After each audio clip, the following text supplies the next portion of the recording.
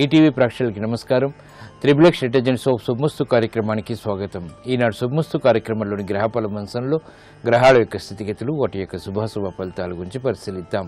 అలాగే రోజు 12 రాశుల వారికి ఏ సంఖ్యలు కలిసి వస్తాయి, రంగుల యొక్క ప్రాధాన్యత. ఈరోజు గురువారం, శ్రీ షిర్డీ సాయిబాబాకి చాలా ప్రీతికరమైనటువంటి రోజు. మరి భక్తులు 12 రాశుల వారు శ్రీ షిర్డీ సాయిబాబాని ఏ పూలతో పూజించాలి, ఎటువంటి నైవేద్యాలు స్వామికి నివేదించాలి అనేటువంటి అంశాలతో పాటు ముఖ్యంగా ఈరోజు 12 రాశుల వారు చేపట్టవలసినటువంటి కార్యక్రమాలు ఏమిటో కూడా తెలుసుకుందాం.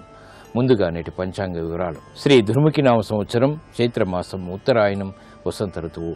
ఈ రోజు చైత్రశుద్ధ పూర్ణిమ, చాలా పవిత్రమైనటువంటి రోజు. ఈ రోజు చేపట్టేటువంటి ఆధ్యాత్మిక సాధన ఉత్తమ ఫలితాన్ని కలిగిస్తుంది, ఆలోచన సంపత్తిని పెంపొందింపచేస్తుంది, మోక్ష సాధనకి ఉపకరిస్తుంది.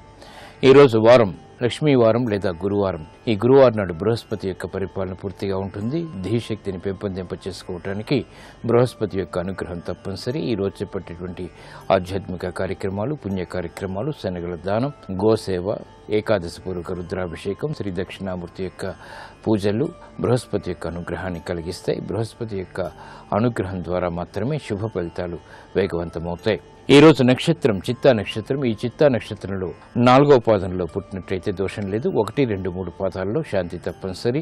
ఈ రోజు ఈ చిత్తా నక్షత్రంలో పుట్టేటువంటి వారికి కుజ మహాదశుడి ప్రారంభమవుతుంది. ప్రస్తుతం కుజుడి యొక్క స్థితి వృశ్చిక క్షేత్ర స్థితి, స్వక్షేత్ర స్థితి అయినప్పటికీ శత్రువు అయినటువంటి శనితోటి యుతి ఉంది కాబట్టి ఇది విపరీత ఫలితాన్ని కలిగిస్తుంది. ప్రతికూలంగా ఈ దోష నివృత్తికి సుబ్రహ్మణ్య స్వామి యొక్క అభిషేకం, కుజ జపం బాగా ఉపకరిస్తాయి. ఈ రోజు 12 రాశుల వారికి ఏర్పడేటువంటి శుభాశుభ ఫలితాలను పరిశీలిద్దాం. ముందుగా మేషరాశి. ఈ రోజు మేషరాశి వారిని పరిశీలించినట్లయితే విద్యా సంబంధిత వ్యవహారాల్లో మెరుగైనటువంటి మార్పులు చోటు చేసుకుంటే ఆలోచన విధానంలో మంచి మార్పులను కూడా పొందగలుగుతారు. చేపట్టేటువంటి కార్యక్రమాలపై పట్టు బిగించేటువంటి ప్రక్రియలు ఫలిస్తాయి. నూతన వ్యవహారాలు గృహరీత్యా కూడా ప్రారంభించగలుగుతారు. ఆశాజనకమైనటువంటి వాతావరణం ఆర్థికంగా కొనసాగుతుంది. వ్యాపార రంగం వారికి అనువైనటువంటి కార్యక్రమాలు తద్వారా విజయాలు చేకూరుతాయి. పారిశ్రామిక రంగం వారికి చేపట్టేటువంటి కార్యక్రమాలు ప్రోత్సాహాన్ని కలిగిస్తే విద్యార్థులు సూక్ష్మతతో కూడినటువంటి కార్యక్రమాలు తద్వారా ప్రతిభని పెంపొందింప చేసుకునేటువంటి అవకాశాలు పొందగలుగుతారు. మహిళలు శుభవార్తలు వింటారు. గృహ సంబంధిత కార్యక్రమాల్లో ఆనందకర సంఘటనలు కొనసాగుతాయి. వైద్య వృత్తి వారికి అనుకూల పరిస్థితులు ఆనందాన్ని కలిగిస్తాయి. ఆలోచన సంపత్తి పెరుగుతుంది. ఈ రోజు మీ అదృష్ట సంఖ్య 5. ఆకుపచ్చ వర్ణం రక్షణకి దోహదపడుతుంది. గురువారం సందర్భంగా మేషరాశి వారు ఈ రోజు శ్రీ షిర్డీ సాయి బాబాని మల్లెపూలతో పూజించి పులగాని నైవేద్యంగా నివేదించడం ద్వారా ప్రమాదాలు దూరమవుతాయి. ఆర్థిక పరిస్థితి మెరుగవుతుంది. విద్యా ప్రయత్నాలు ఈ రోజు మీకు లాభదాయకం.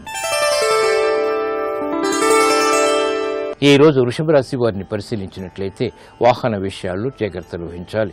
చేపట్టేటువంటి కార్యక్రమాల్లో ఏర్పడినటువంటి ప్రతికూలత ప్రబలమవుతుంది. స్త్రీలు మాత్రం శుభవార్తలు వింటారు. నూతన కార్యక్రమాలను గృహరీత్యా ప్రారంభించగలుగుతారు. ఉద్యోగ సంబంధిత వ్యవహారాల్లో జాగ్రత్తతో కూడినటువంటి నిర్ణయాలు ఉద్యోగస్తులకి తప్పనిసరి. విద్యార్థులు గట్టి కృషితో మాత్రమే రాణించగలుగుతారు. వ్యాపార రంగం వారికి కార్యక్రమాన్ని పదే పదే చేయవలసినటువంటి ఆవశ్యకత ఉంటుంది. పారిశ్రామిక రంగం వారికి గతంలో చేసినటువంటి పొరపాట్లు వెలుగులోకి వస్తాయి కాబట్టి జాగ్రత్తతో కూడినటువంటి నిర్ణయాల ద్వారా మాత్రమే విజయాలు సాధ్యపడతాయి. చేపట్టేటువంటి కార్యక్రమాలు వైద్య వృత్తి వారికి మొదట అనుకూలత, తర్వాత ప్రతికూలతని కలిగిస్తాయి.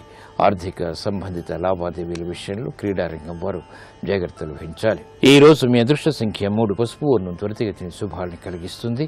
గురువారం సందర్భంగా వృషభ రాశి వారు ఈ రోజు షిర్డీ సాయి బాబాని పసుపు కుంకుమతో అర్చించి క్షీరాన్నని నైవేద్యంగా నివేదించడం ద్వారా ఆరోగ్య రక్షణ ఏర్పడుతుంది. గృహ సంబంధిత కార్యక్రమాలు ఈ రోజు మీకు ఊరట కలిగిస్తాయి. ఈ రోజు మిథున రాశి వారిని పరిశీలించినట్లయితే ఆర్థిక విజయాలు సాధించగలుగుతారు. అయినప్పటికీ అసంతృప్తి సంఘటనలు కూడా వెనంటి ఉంటాయి. పిల్లల విషయంలో శ్రద్ధ తప్పనిసరి. అవమానకర సంఘటనల్ని అనుకూలంగా మరల్చుకునేటువంటి ప్రక్రియలు ఉపయోగపడతాయి. చేపట్టేటువంటి కార్యక్రమాలు అన్ని రంగాల వారికి కలిసి వస్తాయి. ఆర్థిక సంబంధిత లావాదేవీల విషయంలో పారిశ్రామిక రంగం వారు జాగ్రత్తలు వహించాలి. చేపట్టేటువంటి కార్యక్రమాలు వ్యాపార రంగం వారికి కలిసి వస్తాయి. రాజకీయ లబ్ధి రాజకీయ రంగం వారికి చేకూరుతుంది. ఆదాయాన్ని పెంపొందింప చేసుకోగలుగుతారు. పేరు ప్రఖ్యాతులను సంపాదించుకునేటువంటి అవకాశాలు కూడా దగ్గరవుతాయి. సాఫ్ట్వేర్ రంగం వారికి అనుకూల పరిస్థితులు ఉంటాయి. కృషితో కూడినటువంటి కార్యక్రమాలు వ్యవసాయ రంగం వారు సాధించగలుగుతారు. చేపట్టేటువంటి కార్యక్రమాలు కార్మిక రంగం వారికి కూడా ప్రోత్సాహాన్ని కలిగిస్తాయి. ఈ రోజు మీ అదృష్ట సంఖ్య 1 ఎరుపు వర్ణం ధైర్యాన్ని కలిగిస్తుంది. గురువారం సందర్భంగా మిథున రాశి వారు ఈ రోజు శ్రీ షిరిడి సాయి బాబాని విభూతితో అర్చించి పెరుగన్నాన్ని నైవేద్యంగా నివేదించడం ద్వారా శుభ ఫలితాలని ఆహ్వానించగలుగుతారు.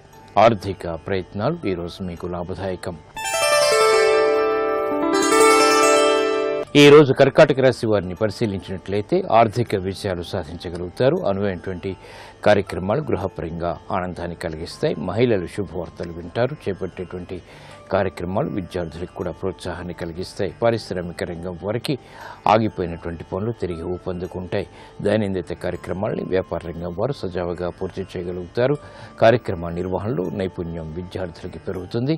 మహిళలు గృహరీత్యా చేపట్టవలసినటువంటి కార్యక్రమాల్లో ప్రోత్సాహం లభిస్తుంది, వేగం పెరుగుతుంది. చేపట్టేటువంటి కార్యక్రమాలు సినీ రంగం వారికి కలిసి వస్తాయి. అభివృద్ధికి చేపట్టేటువంటి కార్యక్రమాలు న్యాయవాద వృత్తి వారికి కూడా లాభిస్తాయి. ఈ రోజు మీ అదృష్ట సంఖ్య 2 తెలుపు వర్ణం ప్రశాంతతను పెంచుతుంది.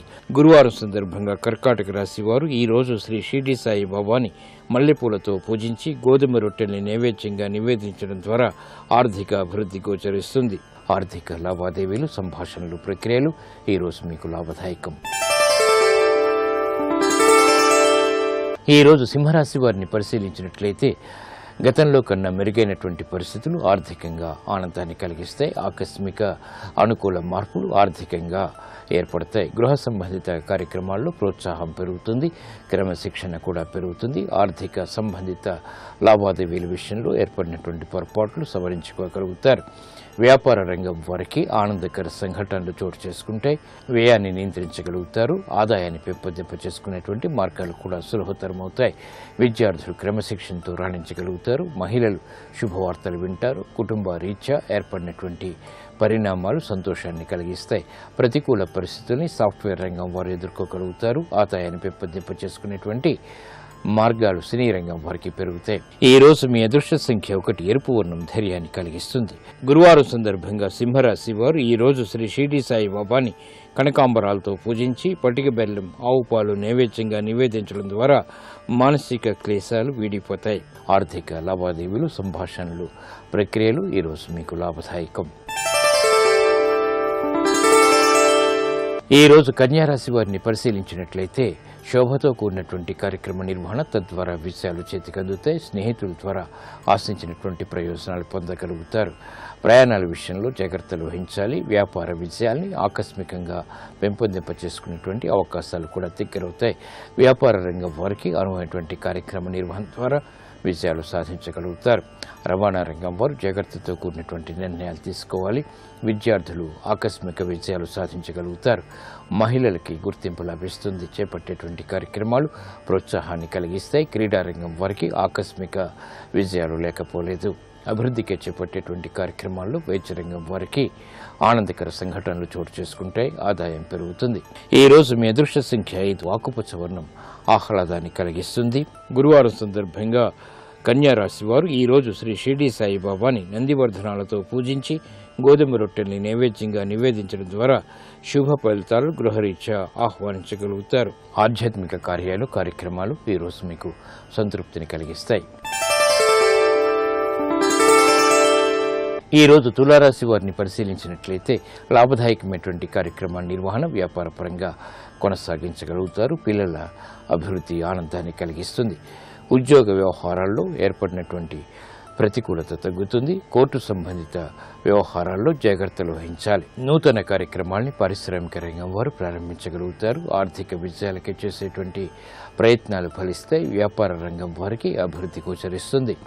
కోర్టు సంబంధిత వ్యవహారాల్లో న్యాయవాద వృత్తి వారు జాగ్రత్తతో కూడినటువంటి నిర్ణయాలు తీసుకోవాలి. విద్యార్థులు క్రమశిక్షణతో రాణించగలుగుతారు. చేపట్టేటువంటి కార్యక్రమాలు మహిళలకి ప్రోత్సాహాన్ని కలిగిస్తాయి. సంబంధ బాంధవ్యాలు మెరుగుతాయి. కుటుంబ బాధ్యతల్ని సక్రమంగా నిర్వహించగలుగుతారు. ఈ రోజు మీ అదృష్ట సంఖ్య 1 ఎరుపు వర్ణం ధైర్యాన్ని కలిగిస్తుంది. గురువారం సందర్భంగా తులారాశి వారు ఈ రోజు శ్రీ షిరిడి సాయి బాబాని తులసి దళాలతో పూజించి పరమాన్నాన్ని నైవేద్యంగా నివేదించడం ద్వారా ఆర్థిక వ్యయం నియంత్రించబడుతుంది. విదేశీ లావాదేవీలు, సంభాషణలు ఈ రోజు మీకు అనుకూలం. ఈ రోజు వృశ్చిక రాశి వారిని పరిశీలించినట్లయితే ఆలోచన సంపత్తి పెరుగుతుంది, శత్రు భీతి తగ్గుతుంది. చేపట్టేటువంటి కార్యక్రమాలు ప్రోత్సాహాన్ని పెంచుతాయి. ఆర్థిక లావాదేవీల విషయంలో ఏర్పడినటువంటి ప్రతికూలత తగ్గుతుంది. నూతన బాధ్యతల్ని సక్రమంగా నిర్వహించగలుగుతారు. కార్యక్రమాల నిర్వహణలో ఏర్పడినటువంటి ప్రతికూలత వ్యాపార రంగం వారికి తగ్గుతుంది. పారిశ్రామిక రంగం వారికి అభివృద్ధి కొనసాగుతుంది. చేపట్టేటువంటి కార్యక్రమాలు ఉద్యోగస్తులకి ప్రోత్సాహాన్ని పెంచుతాయి. కోర్టు సంబంధిత వ్యవహారాల్లో న్యాయవాద వృత్తి వారు విజయాలు సాధించగలుగుతారు. శ్రమతో కూడినటువంటి కార్యక్రమ నిర్వహణ సినీ రంగం వారికి ఏర్పడుతుంది. ఆలస్యంగానైనా విజయాలు సాధించగలుగుతారు. చేపట్టేటువంటి కార్యక్రమాలు వైద్య వృత్తి వారికి కలిసి వస్తాయి. ఆధ్యాత్మిక రంగం వారికి సంతృప్తికర సంఘటనలు చోటు చేసుకుంటాయి. ఈ రోజు మీ అదృష్ట సంఖ్య 3. పసుపు వర్ణం త్వరితగతిన శుభాన్ని కలిగిస్తుంది. గురువారం సందర్భంగా ఈ రోజు వృశ్చిక రాశి వారు శ్రీ షిర్డీ సాయిబాబాని గులాబీలతో పూజించి దద్దోజనాన్ని నైవేద్యంగా నివేదించడం ద్వారా ఆరోగ్య రక్షణ ఏర్పడుతుంది.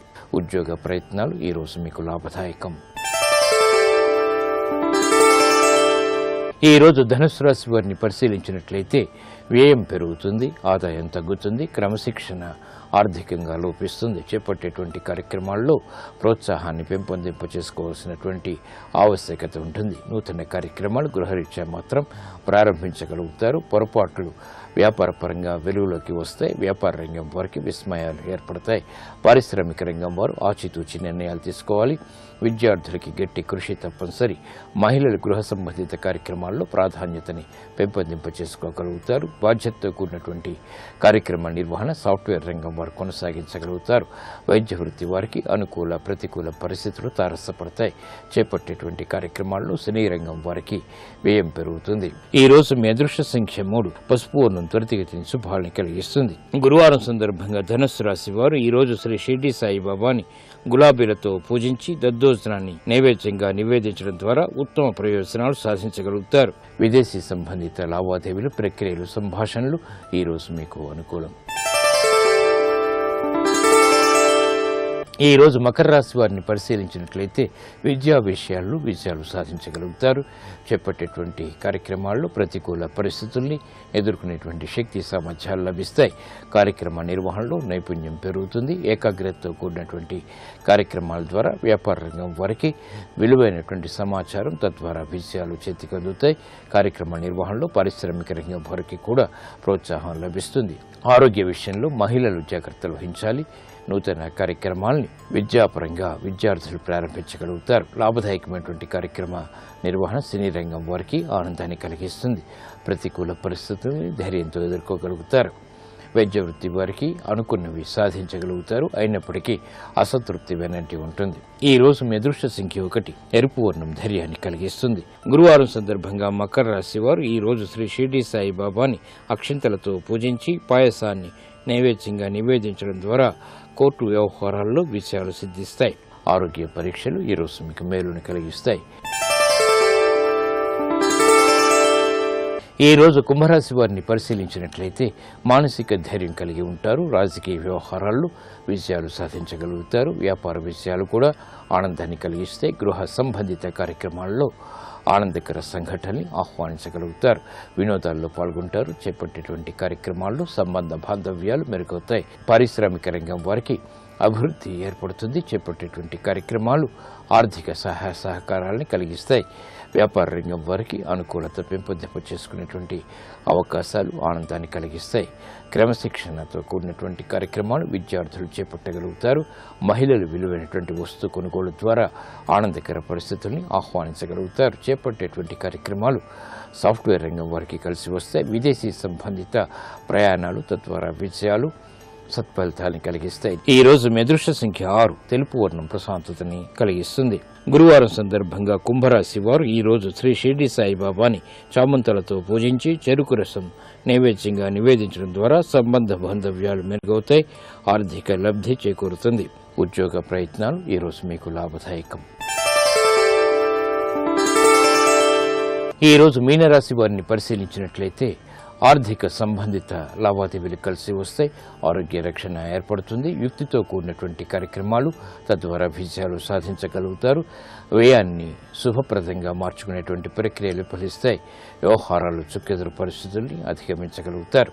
చేపట్టేటువంటి కార్యక్రమాలు పారిశ్రామిక రంగం వరకు అనుకూలతని కలిగిస్తాయి.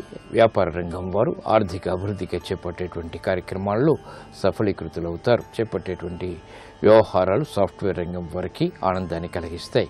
ప్రతిభ గుర్తింపబడుతుంది. నైపుణ్యాన్ని ప్రదర్శించగలుగుతారు. ఆర్థిక సంబంధిత లావాదేవీలు సినీ రంగం వారికి కలిసి వస్తాయి. ప్రతికూల పరిస్థితుల్ని అనుకూలంగా మరల్చుకోగలుగుతారు. ఈ రోజు మీ అదృష్ట సంఖ్య 9. ఎరుపు వర్ణం ధైర్యాన్ని కలిగిస్తుంది. గురువారం సందర్భంగా మీనరాశి వారు ఈ రోజు శ్రీ షిరిడి సాయిబాబాని విభూతితో అర్చించి గోధుమ రొట్టెల్ని నైవేద్యంగా నివేదించడం ద్వారా ఆర్థిక సంబంధిత లావాదేవీలు గట్టిపడతాయి. ఆనందకర పరిస్థితులు గృహరీత్యా చోటు చేసుకుంటాయి. కోర్టు సంబంధిత వ్యవహారాలు, ప్రక్రియలు, సంభాషణలు ఈ రోజు మీకు అనుకూలం.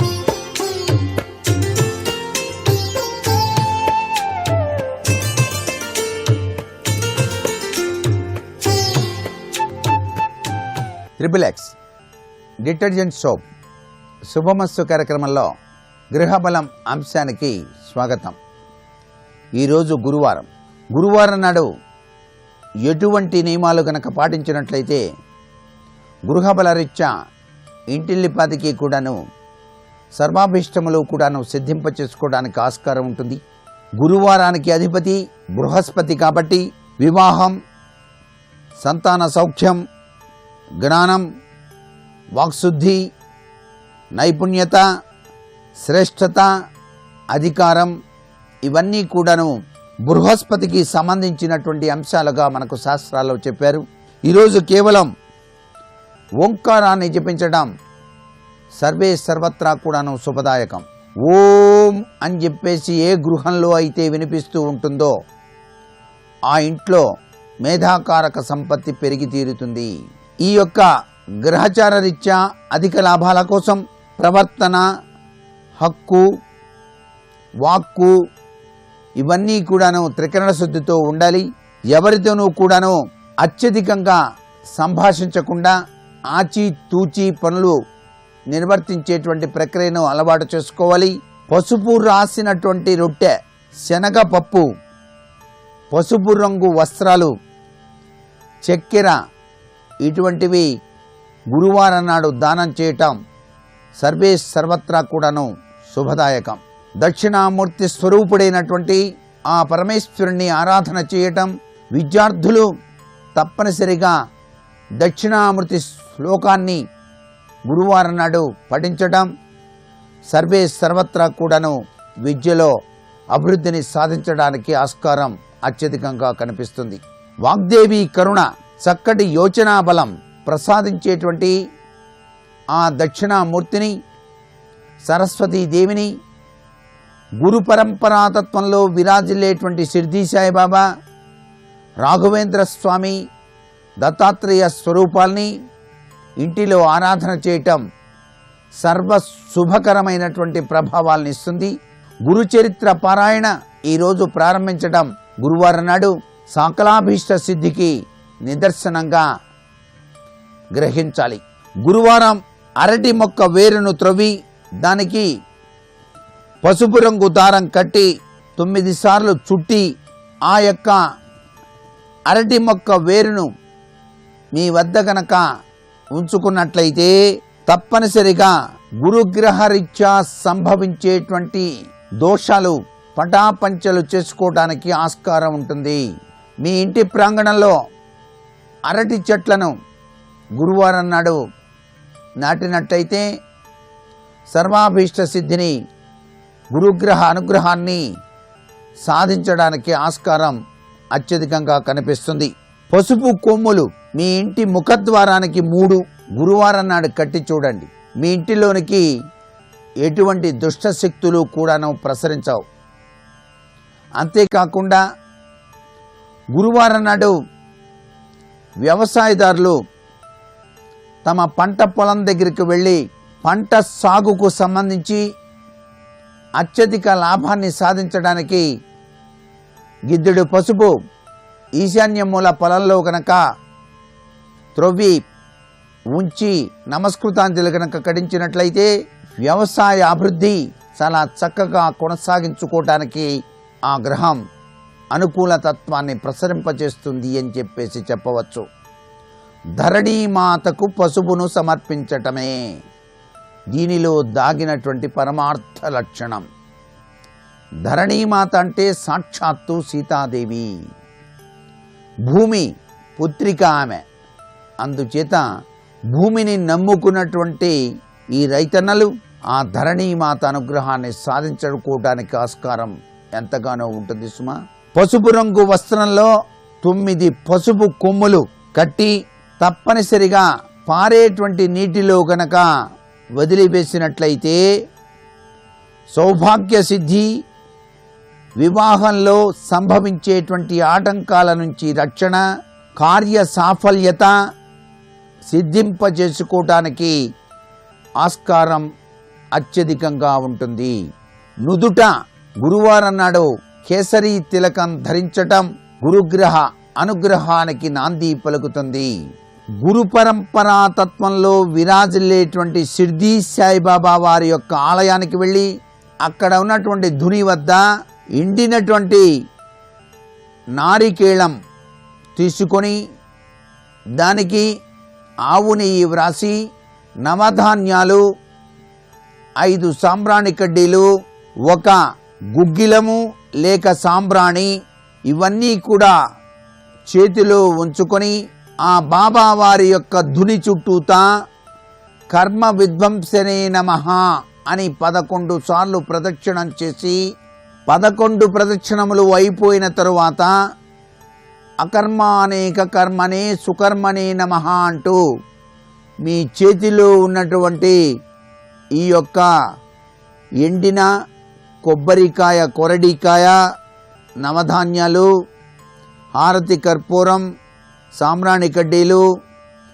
గుగ్గిలము లేక సాంబ్రాణి వీటన్నిటినీ కూడా ధునిలో గనక సమర్పించి నమస్కృతాంజలు గనక గురువారం నాడు గనక సమర్పించినట్లయితే కర్మ విధ్వంసనం జరిగి తీరుతుంది, దురదృష్టం తొలగిపోతుంది.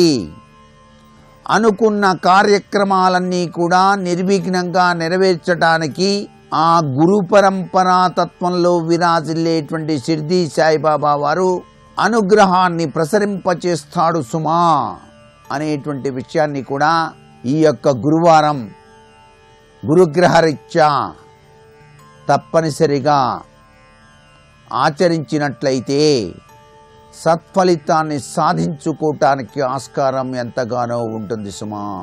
గురువారం నాడు ఇంటిలో పంచహారతి దీపం చాలా చక్కగా నేతితో ఆవు నెయ్యి తడిపి పంచహారతిని గనక మీరు గనక మీ పూజా మందిరంలో మీరు నిత్యం ఆరాధన చేసేటువంటి ఆ దేవునికి గనక సమర్పించినట్లయితే సర్వే సర్వత్రా జ్ఞానతత్వం, వాక్శుద్ధి, అనుకున్న పనులు నెరవేరటం ఇవన్నీ కూడాను ఆ హారతి రూపంలో ఉండేటువంటి పంచముఖ పరమేశ్వర తత్వం విశేషవంతమైనటువంటి సత్ఫలితాన్ని మీకు సిద్ధింపచేస్తుంది సుమా అని చెప్పడంలో ఏమాత్రం సందేహం లేదు.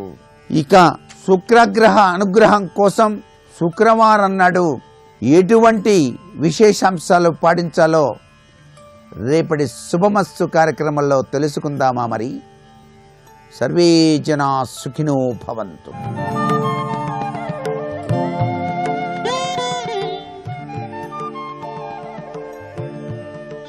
శ్రీరాఘవం దశరథాత్మజమప్రమేయం సీతాపతిం రఘుకులాన్వయరత్నదీపం ఆజానుబాహుం అరవిందదళాయతాక్షం రామం నిశాచర వినాశకరం నమామి. బాలకాండలో ఒక అద్భుతమైనటువంటి ఘట్టాన్ని మహర్షి ఇచ్చారు. ఎంత కోప్పడవలసినటువంటి సందర్భంలోనూ ఎంత ఓర్పు పట్టారో చెప్పడానికి. కుశనాభుడు అని ఒక మహారాజు, ఆయనకి ఘృతాచి వలన 100 కన్యలు పుట్టారు. వాళ్ళందరూ దేవకాంతలే, అంత అందగత్తెలు. వాళ్ళందరూ వాద్యాలు మీటుతూ పాటలు పాడుతూ వర్షాకాలంలో మెరుపు తీగల్లా పర్వతాల మీద నిలబడి ఆడుకుంటున్నారు. ఆడుకుంటుంటే వాయువు వాళ్ళని చూశాడు. మీరింత అందగత్తెలు మనుష్య జాతిలో ఉంటే మీ అందం కొంతకాలం అయిన తర్వాత శిథిలమైపోతుంది, నాకు భార్యలు కండి, మీ అందం శాశ్వతంగా ఉండిపోతుంది అన్నాడు. వాళ్ళు ఒక గొప్ప మాట అన్నారు వాయువుని ఉద్దేశించి. నువ్వు వాయువువి, ధర్మం తెలిసిన్నవాడివి, ఇలా అడగచ్చా ఆడపిల్లని? పితాహి ప్రభురస్మాకం యస్యనో దాస్యతి పిత. మాకు దైవమైన పెద్దరికమైన అన్నీ తండ్రి. అటువంటి తండ్రి దగ్గర పెరుగుతున్నటువంటి కూతుళ్ళం మేము.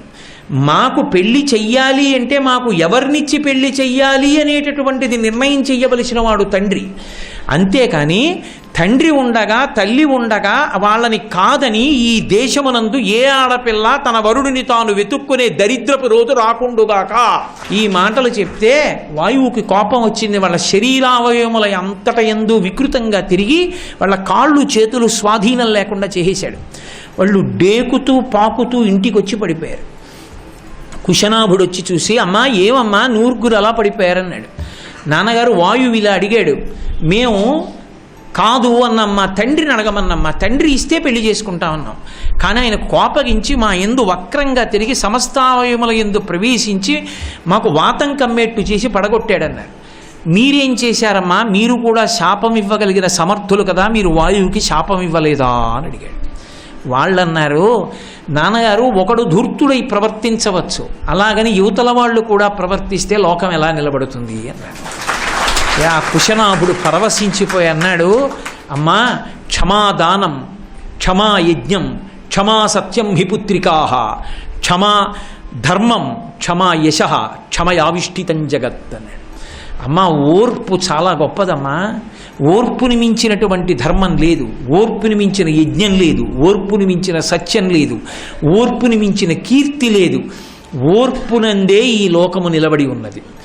ఓర్పు పట్టవలసిన వాడు ఓర్పు పట్టకపోతే అసలు లోకం నిలబడదమ్మా. క్షమయావిష్ఠితం జగత్, ఎంత పెద్ద మాటో వాల్మీకి మహర్షి ప్రయోగం. ఓర్పునందు ఈ లోకము నిలబడింది. ఓర్పు లేకపోతే ఎన్ని కుటుంబాలు ఎలా పాడైపోవాలో. పెద్దవాళ్ళు సంస్కారం ఉన్నవాళ్ళు ఓర్పు పడుతున్నారు కాబట్టి నిలబడుతున్నాయి. ఆనాడు చెప్పాడు కుశనాభుడు, చెప్పి మీరు బెంగ పెట్టుకోకండమ్మా. వాళ్ళు అన్నారు కదా, మా తండ్రికి తెలుసు మమ్మల్ని ఎవరికి ఇవ్వాలని. వాయువు అంతటి వాడు తప్పు చేస్తే వెతికాడు ఎవరికి ఇవ్వాలి నా పిల్లలని. చూళి అని ఒక బ్రహ్మర్షి, సోమద అని ఆయనకి పరిచర్య చేసింది. చూడిని వివాహం చేసుకోలేదు ఆవిడ. అంతటి బ్రహ్మర్షికి సేవ చేయడం చాలనుకుని సేవ చేసింది. చాలా కాలం సేవ చేసిన తర్వాత చూడి బ్రహ్మర్షి అడిగాడు సోమదని, ఇంతకాలం నాకు సేవ చేసావు, నీకేం కావాలని అడిగాడు. నాకు నీలా ఎప్పుడు బ్రహ్మమనందు రమించగలిగినటువంటి మహాపురుషుడు కొడుకుగా కావాలి అంది. సద్యగర్భంలో ఇస్తున్నానన్నాడు. అంటే స్త్రీ పురుష సంపర్కం లేకుండా కొడుకునిచ్చాడు. ఆయన పేరే బ్రహ్మదత్తుడు. ఆయన కాంపిల్య రాజ్యాన్ని పరిపాలన చేశాడు. ఆ బ్రహ్మదత్తుడిని తీసుకొచ్చి 100 కన్యల్ని కన్యాదానం చేశాడు. చిత్రం ఏమిటో తెలుసా? ఈ నేల మీద పడిపోయి కదలలేకుండా పడిపోయినటువంటి పిల్లల్ని ఇచ్చి పెళ్లి చేస్తుంటే పొంగిపోయింది సోమద. నా కొడుకు సమర్థుడు, వాళ్ళను ఉద్ధరించుకోగలడు, వాళ్ళు నా కోడళ్ళంది. ఒక్కొక్క పిల్లని పాణిగ్రహణం చేశాడు. ఇలా చెయ్యి పట్టుకోగానే బ్రహ్మదత్తుడు ఆయన శక్తికి లోపల ఉన్న వాయువు సరిగ్గా తిరిగింది. పిల్లలందరూ మళ్ళీ మామూలుగా అయిపోయారు. అయిపోగానే సోమద పొంగిపోయింది. నా కోడళ్ళు ఇంత గొప్పవాళ్ళని, నా కొడుకు ఉద్ధరించాడని లేదు, నా కోడళ్ళు ఇంత గొప్పవాళ్ళని. అత్తగారు ఎలా ఉండాలో రామాయణం జరిగితే అర్థమవుతుంది. కాబట్టి పొంగిపోయి తీసుకెళ్ళింది. అప్పుడు అంటాడు కుశనాభుడు, అలంకారోహి నారీణాం. అమ్మా మిగిలిన వాళ్ళ మాట ఎలా ఉన్నా ఆడదానికి ఓర్పు మరీ ఎక్కువ ఉండాలమ్మా. పురుషుడికి కూడా ఉండాలి, కానీ ఆడదానికి ఎక్కువ ఉండాలి. ఎందుకో తెలుసా? అందుకే సన్నికళ్ళు తొక్కిస్తారు ఆడపిల్లని. ఎందుకు తొక్కిస్తారంటే ఒక చోట పెరిగింది, ఒక వాతావరణానికి అలవాటు పడిపోయింది, భర్తని నమ్ముకున్న ఇంటికి వెళ్ళిపోతుంది. కానీ అన్నీ అనుకూలంగా ఉండవు, తను పెరిగినట్టు ఉండవు, రకరకాలుగా ఉంటాయి. మరిది ఓలా మాట్లాడతాడు, వదిలిగారు ఓలా మాట్లాడుతుంది, అత్తగారు ఓలా ఉంటుంది, మామగారు ఓలా ఉంటాడు, ఓడికి బాధ్యత ఉంటుంది, ఓడికి కర్తవ్యత అని ఇష్టం ఉండదు. ఇలాంటి వాళ్ళ మధ్యలోకి వెళ్ళినా అదే పనిగా భర్తకి కుటుంబం మీద చాడీలు చెప్తే కుటుంబాలు విచ్ఛిన్నమైపోతాయి. కాలు పెట్టినతోనే కాంతుని మెడ విర్చి నిండు సంసారంబు రెండు చేసి తన మగడెంత ఆర్జనపరుడైన పొరుగు పుల్లమ్మ కాపురము మెచ్చి ప్రాణేశుడొకటి సల్పక తానొకటి సెల్పి అది ఏమనంగ కస్సుమనుచు లేచి విభుడెందులకు నేని విసిగి ఒక్కటి అన పెళ్ళున 10,000 కుప్పి పట్టజాలక పెనిమిటి ఇట్టెయన్న బావికి నీ ఏటికి నివడి పరువులెట్టెడి కాంతతోడి కాపురము కంటే వేరే నరకంబు కలదే అంటాడు. కాబట్టి అలా అవకుసుమా అవతల వారి సంసారము నిలబడిందంటే ఆడదాని వల్లే, నెలకి 3 వానల్లో ఒక వర్షం పడిందంటే ఆడదాని వల్లే. అసలు ఈ దేశంలో వాంగ్మయంలో ఆడదానికి ఇచ్చినంత గౌరవం మగవాడికి ఇవ్వలేదు. మగవాడు పుడితే మగవాడు ధర్మనిష్ట కలిగినటువంటి వాడైతే ఒక్క తండ్రి ఆ వంశమే తరిస్తుంది. ఆడపిల్ల ధర్మనిష్ట కలిగినదైతే ఆమె వలన ఉభయ వంశములు తరిస్తాయి. అందుకని అమ్మ ఆ రాయి ఎంత కఠినంగా ఉందో, ఎన్ని కష్టాలు వచ్చినా అలా రాతిలా తట్టుకోవడం నేర్చుకోమని తొక్కిస్తారు సన్నికళ్ళు. అంతేగాని ఉత్తినే ఏదో కాలు పెట్టడం కాదు. ఎందుకు ఏది చేశారో తెలిస్తే కదండి, అది వాళ్ళ తప్పు కాదు. పిల్లలకి పాపం ఏం తెలుస్తుంది? పెద్దవాళ్ళు కూర్చోబెట్టి చెప్పి చేయిస్తే అప్పుడు వాళ్ళకి తెలుస్తుంది, వాళ్ళు సుసంపన్నంగా జీవితాలు గడుపుతారు. కాబట్టి అమ్మా నేను సంతోషిస్తున్నానన్నాడు కుశనాభుడు. క్షమ ఓర్పు చేత అంత బాధని, కోపం రావలసిన సందర్భాన్ని కూడా ఎలా తిరస్కరించారో సుందరకాండలో హనుమ ప్రతిపాదిస్తే బాలకాండలో జరిగిన వృత్తాంతాన్ని మహర్షి చూపించారు. నిజంగా కోపం రావడం అంటే అగ్నిహోత్రం వచ్చినట్టు రావాలి సీతమ్మకు ఒక సందర్భంలో. అంత కష్టపడింది మహాతల్లి. అంత కష్టపడినటువంటి సీతమ్మని పిలిచి అంతమంది వానరులు చూస్తుండగా నువ్వు అగ్నిప్రవేశం చెయ్యి అన్నాడు. నేను నిన్ను ఎందుకు రక్షించానో తెలుసా? భార్యగా తీసుకెళ్లాలని కాదు, నీ మీద వ్యామోహంతో కాదు.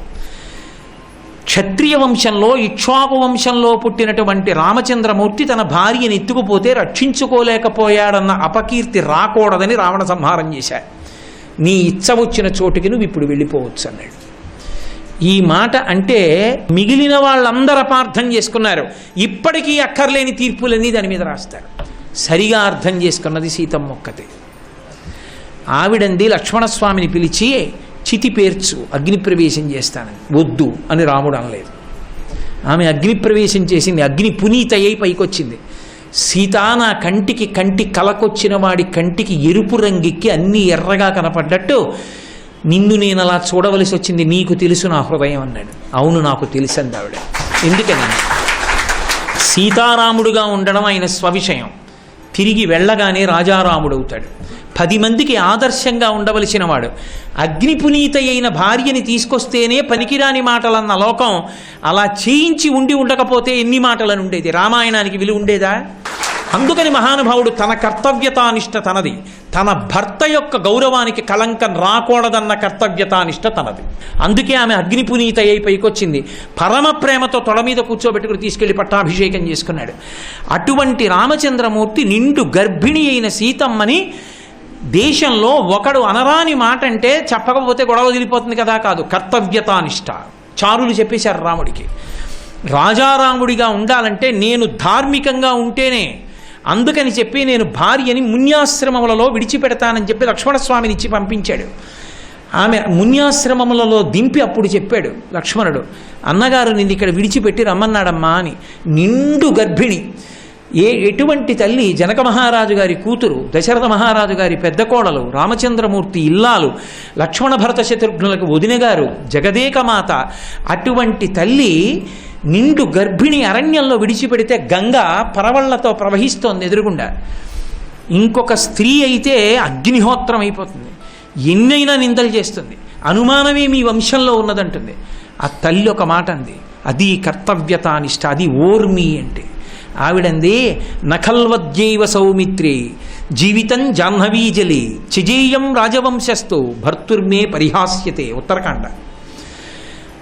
లక్ష్మణ, ఇప్పుడు నాకు 2 ఉన్నాయి ప్రత్యామ్నాయాలు. ఒకటి గంగ, నేను అందులో ప్రవేశించి శరీరం వదిలిపెట్టచ్చు. 2, ఈ గర్భంలో ఉన్న పిల్లల్ని పైకి తీసుకొచ్చి వాళ్ళని విద్యాభ్యాసం చేయించి రామచంద్రమూర్తికి అప్పచెప్పేయడం. ఆమెకి తెలుసు తన మీద అనుమానం రాముడిది కాదు, రాజారాముడిగా నిలబడాలనుకున్నాడు. రాముడికి తెలుసు సీతమ్మ అగ్ని పునీత, కానీ రాజారాముడిగా కూర్చోడానికి ఆయన పంపించాడు. మహాతల్లి, రాముడు ఏకపత్ని వ్రతుడు. రాముడు నన్ను వివాహం చేసుకున్నది ప్రజాపత్యర్థం, తన వంశం నిలబడడానికి చేసుకున్నాడు. రాముడి తేజస్సు నాలో పెరుగుతోంది. రాముడి వంశాన్ని నశింపచేసే అధికారం నాకు లేదు. రాముని వంశాంకురాలు రామునికి అప్పచెప్పి నేను వెళ్ళిపోతానండి. అసలు రహస్యం, రామావతారం ఎలా పరిసమాప్తి జరగాలి? ఎవరు తీసుకెడతాడు రాముణ్ణి? రామావతార పరిసమాప్తి జరగాలంటే ఒక్కటే, సీతమ్మ ముందు వెళ్ళిపోవాలి. అది సీతారాముల దాంపత్యం అంటే. శుభలేఖ మీద సీతారాములుండి తీరాలి. దాంపత్యం అంటే సీతారాములే, ఇంకొకటి చెప్పం. సీతారాములే దాంపత్యం. కాబట్టి ప్రజాపత్యం, సంతానం కోసం నన్ను స్వీకరించాడు. ఇప్పుడు నేను మరణిస్తే రాముడికి వంశం నిలబడదు. అందుకని ఆయన సంతానం ఆయనకు అప్పగించి నేను అవతార పరిసమాప్తి చేస్తానంది. ఆయన వంశాంకురాలను ఆయనకు అప్పచెప్పి ఆవిడ వెళ్ళిపోయింది. ఆవిడ వెళ్ళిపోయిన తర్వాత ఇక రాముడు భూమండలం మీద లేడు. ఆయన ముందు లక్ష్మణస్వామి వెళ్ళిపోయాడు, తర్వాత రామచంద్రమూర్తి వెళ్ళిపోయారు, భరత శత్రుఘ్నులు, వాళ్ళతో పాటు కోసల రాజ్యంలో ఎందరో పౌరులు కూడా వెళ్ళిపోయారు. ఒక్క స్వామి హనుమని పిలిచి అడిగారు, వచ్చేస్తావా నాతో అని. అంటే నీ కథ చాలు, నీ నామం చాలు నాకన్నాడు. మత్కథా ప్రచరిష్యంతి యావల్లోకే హరీశ్వర తావద్రమస్య సుప్రీతో మద్వాక్యమనుపాలయన్ వరమిచ్చారు. రామాయణం కానీ రామాయణాంతర్గతమైన విషయములు కానీ ఎక్కడ చెప్పబడినా నువ్వు వెళ్ళి కూర్చో. నువ్వు వెళ్ళి కూర్చున్న చోటు కాబట్టి అక్కడ ఉన్న వాళ్ళందరికీ కూడా శుభాలు జరుగుతాయి. నా నామము నా కథ ఉన్నంత కాలము నువ్వు ఉండాలన్నాడు.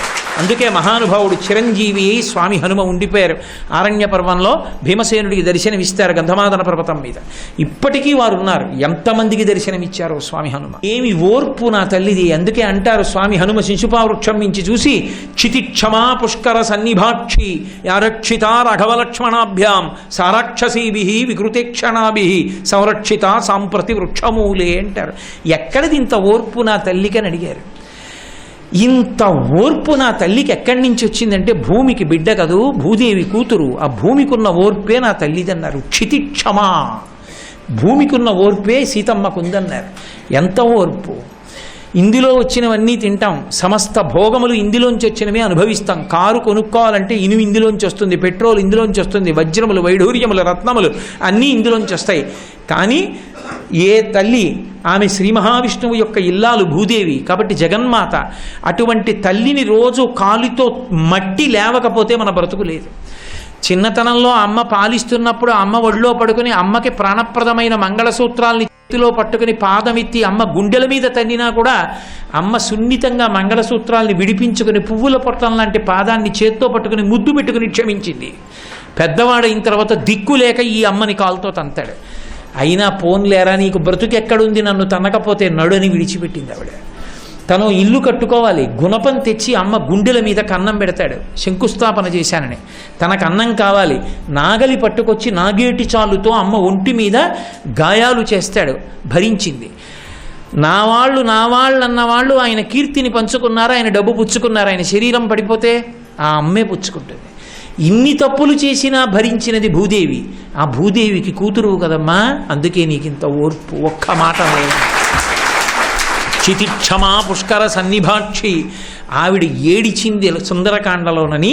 ఆవిడ కన్నీటి బొట్లు ఎక్కడ పడ్డాయో ఆ భూమి అంతా కాలిపోతుందని స్వామి హనుమ ఏం చేశారంటే, సమస్త భూమండలము కాలకూడదని సీతమ్మ కన్నీటి బిందువులు పడ్డ భూమిని ఒక్కదాన్నే కాల్చేశారు.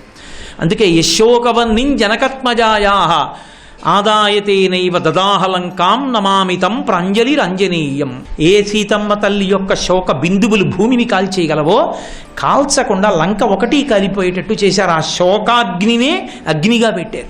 కాబట్టి అటువంటి క్షమ, అటువంటి ఓర్పు మన పౌరాణిక వాంగ్మయం అంతా కూడా మనం తరించడానికి, మనం శాంతిగా ఉండడానికి, 10 మందిని శాంతిగా ఉంచడానికి కావలసిన మార్గాలు చెప్తుంది. కోపం రాకూడదని నేను అన్నాను. కోపం రావాలి ఒక సందర్భంలో. ఆ కోపం రాకపోతే అర్థం లేదు. అందుకే రామచంద్రమూర్తికి కూడా కోపం వస్తుందని చెప్పారు. కోన్వస్మిన్ సంప్రదంలోకే గుణవాన్ కశ్చ వీర్యవాన్ ధర్మజ్ఞశ్చ కృతజ్ఞశ్చ సత్యవాక్యో దృఢవ్రతః చారిత్రేణ చ కోయుక్తః సర్వభూతేషు కోహితః విద్వాన్ కః కస్సమర్థశ్చ కశ్చైక ప్రియదర్శనః ఆత్మవాన్ కో జితక్రోధో ద్యుతిమాన్ కో నరసూయకః కస్య బిభ్యతి దేవాశ్చ జాతరోషస్య సంయుగే అన్నారు. జితక్రోధో, రెండవది ఆయన కోపాన్ని వశం చేసుకుని ఉంటాడు. కోపముతో మిగిలినటువంటి కామక్రోధ లోభ మద మోహమాత్సర్యములు ఆయన వశంలో ఉంటాయి. ఆయనే కోపం తెచ్చుకున్నాడా, దేవతలు కూడా భయపడతారు. కోపానికి వశుడు కాకూడదు, కానీ కోపాన్ని సాధనంగా మాత్రం వాడుకోవాలి. ఒక్కొక్కసారి చాలా తేలికగా పని ఎలా నడిచిపోతుంది అంటే కోపాన్ని నటిస్తే నడిచిపోతుంది. కోపానికి తను వశుడైపోకూడదు. ఏరా అన్నాడు అనుకోండి కొడుకు వంక చూసి, వాడు భయపడతాడు, అమ్మో నాన్నగారు కోపపడుతున్నారు, కోపం వద్దన్నారు అందుకని అస్సలు రాకూడదు నాయనా అలా చేయకురా అంటే వాడు వినడు. ఏదో రామకృష్ణ పరమహంస కథల్లో చెప్తుంటారు, బుస కొట్టడం మానేవి, అందరూ నిన్ను చూసి బాధపడుతున్నారంటే పావుని కరవడం మానేవంటే అది బుస కొట్టడం కూడా మానేసింది. ఇంకా పాము బుస కొట్టదు, ఎవరినీ కరవదు, ప్రతివాడు వచ్చి ఓ దెబ్బ కొడుతుండను పోతుండను దాన్ని. అట్నుంచి మళ్ళీ వచ్చేటప్పటికి అరుషది ఏడుస్తూ కూర్చుంది, ఏం అలా ఉన్నావు అన్నాడు. మీరు ఎవరిని కరవద్దన్నారుగా, కరవట్లేదు బుస కొట్టట్లేదు. అది కరవద్దన్నాను కానీ బుస కొట్టద్దన్నానా, కరవకు బుస్సను దగ్గరికి రారు లేకపోతే నేను ఇలాగే కొడతారన్నాడు. అందుకని కరవడం మానేసి బుస్స అనడం మొదలెట్టింది. కోపానికి లొంగకు, కోపాన్ని ఆయుధంగా మాత్రం పట్టుకో. కోపం నీకు సాధనం కావాలి. వ్యవస్థని చక్కదిద్దాలంటే కోపం నటిస్తూ ఉండాలి అప్పుడప్పుడు. అంతే నటించమన్నారు కదా అని నటించబోయే నటనలో తాదాత్మ్యం చెంది వశుడైపోకూడదు. వశుడైపోతే ప్రమాదం వస్తుంది. అంత జాగ్రత్తగా కోపాన్ని వాడుకోవలసి ఉంటుంది. అందుకే కోపాన్ని సాధనంగా పట్టుకుని దిద్దుతూ ఉంటారు వ్యవస్థని, తప్ప తాము వశులైపోరు. అది అయిపోగానే మళ్ళీ ఏమన్నారు అని చక్కగా మాట్లాడతారు. అంటే ఆయన కోపాన్ని వాడుకుంటాడు తప్ప దానికి వశుడు కాడు అని గుర్తు. విడిచిపెట్టగలగాలి కోపాన్ని వెంటనే, అది గొప్ప విషయం. ఇది ఉత్తమమైన మార్గం అయితే ఒక్కొక్క కోపం చరిత్రలో శాశ్వతంగా గుర్తుండిపోయి అలా కోపం వచ్చిన వాడికి నమస్కారం అంది. అది ఎక్కడ జరిగిందో తెలుసా ఆ సంఘటన? మహాభారతంలో జరిగింది. భీష్మాచార్యుల వారిని సర్వసైన్యాధ్యక్ష పదవినిచ్చారు కౌరవసేనకి. శ్రీకృష్ణ భగవానుడు ఏమన్నాడని అడిగాడు. ఆయన ఆయుధం పట్టట్ట, యుద్ధం చెయ్యట్ట, కేవలం సారథ్యం చేస్తాట అర్జునుడికి అన్నారు. భీష్ముడు అన్నాడు, నేను ప్రతిజ్ఞ చేస్తున్నాను కృష్ణుడి చేత ఆయుధం పట్టిస్తానన్నాడు. పరమభక్తుడు భీష్ముడు. పరమభక్తుడైనటువంటి భీష్ముడు శ్రీకృష్ణ భగవానుడు పరమేశ్వరుడిని తెలిసి ఆయనతో ఆయుధం పట్టిస్తానని, ఆయన ప్రతిజ్ఞ తప్పిస్తానని ఎలా ప్రతిజ్ఞ చేస్తాడు? లోకానికి ఆ కృష్ణ భగవానుడి వైభవాన్ని చాటి చెప్పాలనుకున్నాడు. యుద్ధం ప్రారంభమైంది. అర్జునుడు రథం మీద వచ్చాడు. భీష్ముడికి అర్జునుడికి యుద్ధం జరుగుతోంది. పూచిన మోదుగు చెట్టును కొట్టినట్టు కొట్టేశాడు అర్జునుడిని. ఆయన ఎవరు ఆపగలరు? 33 కోట్ల మంది దేవతలు ఆపలేరు. ఆయనే చెప్పాడు ధర్మరాజు గారితో. కృష్ణుడు పంపిస్తే వెళ్ళి దీనంగా నించున్నాడు. అర్థమైంది. ఏమి ఇలా వచ్చావు అన్నాడు. ఏమి ఇలా వచ్చావు, మీరు అలా చెలరేగిపోతుంటే ఇంకేం యుద్ధం అన్నాడు. అంటే తాత ఎలా చచ్చిపోతావు అని అడిగాడు. ఇంకో మాటలో చెప్పాలంటే అంత కష్టపడి వంశాన్ని పెంచినందుకు మనవాడు అడిగింది ఏమిటంటే తాత ఎలా చనిపోతావు. నాకు అర్థమైందిరా మనవడా, నేను ధనస్సు పట్టుకున్నంత కాలం నన్ను ఎవరు ఆపలేరు. కాబట్టి ఒక పని చేయండి, నేను కవచాన్ని విడిచిపెట్టి ఆయుధాన్ని విడిచిపెట్టి పారిపోతున్న వాడి మీద బాణం వేయను. అమంగళకరమైన ధ్వజం ఉన్నవాడి మీద నేను బాణం వేయను. ఆడదానిగా పుట్టి మగవాడిగా ఉన్నవాడి మీద నేను బాణం వేయను. పేరు అమంగళకరంగా ఉన్న వాళ్ళతో యుద్ధం చేయను. శిఖండి ఆడదానిగా పుట్టి మగవాడిగా మారాడు, నన్ను చంపడానికే తపస్సు చేసి. అర్జునుడి శిఖండిని ఎదురుగుండా పెట్టమను, ధనస్సు వదిలేస్తాను, తూట్లు కింద కొట్టేయమను, కింద పడిపోతానన్నాడు. ఎవరు చెప్తారు? అది భీష్ముడు అంటే భీష్ముడే. అటువంటి భీష్ముడు ప్రతిజ్ఞ చేశాడు కృష్ణుడితో ఆయుధం పట్టిస్తానని. అర్జునుణ్ణి విపరీతంగా కొట్టేశాడు బాణాలతో. కృష్ణ భగవానుడు యుద్ధం చేస్తూ చేస్తూ వెనక్కి చూశాడు. ఏమర్జునుడు అట్నుంచి వచ్చే బాణాలే, ఇట్నుంచి బాణాలు కనపట్టలేదు. ఏమైందని చూశాడు. భీష్ముడు విజృంభించిపోతున్నాడు. అంతే, తనని నమ్ముకున్న అర్జునుడు అంత కష్టపడిపోతుంటే, యుద్ధం చేయలేకపోతుంటే, భీష్ముడు కొట్టేస్తుంటే తట్టుకోలేకపోయాడు. అంతే, కోపం వచ్చేసింది. ఎక్కడలేని కోపం వచ్చేసి ఒక్కసారి దూకిశాడు రథంలోంచి. కుప్పించి ఎగసిన కుండలం బులకాంతి గగన భాగం వెల్ల కప్పికొనగా ఉరికిన నోర్వక నుదరంబులో నున్న జగముల వ్రేగున జగతి కదుల చక్రంబు చేపట్టి చనుదించురయమునపై నున్న పచ్చని పటముజార నమ్మితి నాలా ఉనగుబాటు చేయుకు మన్నింపు మని క్రీడి మరల దిగువ కరికి లంఘించు సింహంబు కరణి మెరసి నేడు భీష్ముని చంపుదు నిన్ను కాతు విడువు మర్జున ఎటంచు మధ్య శిఖవృష్టి తెరలి చనుదించు దేవుండు దిక్కు నాకు అన్నాడు భీష్ముడు. అంత యుద్ధం చేసి అర్జునుడిని కొట్టేస్తే, భీష్మ నేను ఇక్కడ రథసారథ్యం చేస్తుంటే కొట్టేస్తావా నన్ను నమ్ముకున్న అర్జునుడిని, నిన్ను చంపేస్తానని చెప్పి ఆయుధం పట్టనన్నవాడు ప్రతిజ్ఞ మర్చిపోయి కోపంలో ఒక్కసారి రథం మించి దూకేస్తే ఆయన కుండలాలు ఇలా ఊగితే ఆకాశం అంతా కాంతి కప్పింది. ఆయన కడుపులో ఉన్న జగములు ఇలా ఊగిపోయేట. చక్రం పట్టనన్నవాడు చక్రం పట్టుకుని భీష్ముడి మీదకి వెళ్ళిపోతుంటే పైన వేసుకున్న ఉత్తరీయం జారి కింద పడిపోయింది యుద్ధభూమిలో. అర్జునుడు కిందకి దిగి కృష్ణుడి చెయ్యట్టుకుని, బావా బావా నేను చేతకాని వాడిని అయిపోతే నువ్వు చక్రం పట్టారంటారు, వదిలే బావా వదిలే బావా అంటే, కరికి లింఘించు సింహంబు కరణి మెరసి నేడు భీష్ముని చంపుదు నిన్ను కాతు, నేనుండగా నిన్ను కొడతాడా, చంపేస్తాను భీష్ముడిని ఏమనుకుంటున్నాడో, ఏనుగుని సింహం చీల్చినట్టు చీల్చేస్తానని తన ప్రతిజ్ఞ మర్చిపోయి అర్జునుడిని రక్షించడానికి చక్రం పట్టుకుని నా మీద పరిగెత్తుకొచ్చిన భక్తపరాధీనుడైన కృష్ణుడి యొక్క కోపం ఉందే, ఆ కోపం ఆయన భక్తపరాధీనతకి నిదర్శనం. ఆ కృష్ణుడికి నేను ఎప్పుడూ నమస్కరిస్తాను, ఆయన నాకు దిక్కని చెప్పుకున్నాడు భీష్మాచార్యుల వారు. ఒక్కొక్క కోపం చరిత్రలో ప్రార్థనా శ్లోకంగా నిలబడిపోయింది. పరమేశ్వరుడి కోపం ఉత్తమోత్తమైన కోపం. భక్తుల మీద ఆయన ఎంత భక్తపరాధీనుడో చెప్పడానికి భీష్మాచార్యుల వారు మహాభారతంలో చేసిన అద్భుతమైంది పోతన గారు భాగవతంలో ఇచ్చినటువంటి పద్యం. సర్వం శ్రీ ఉమామహేశ్వర పరబ్రహ్మార్పణమస్తు.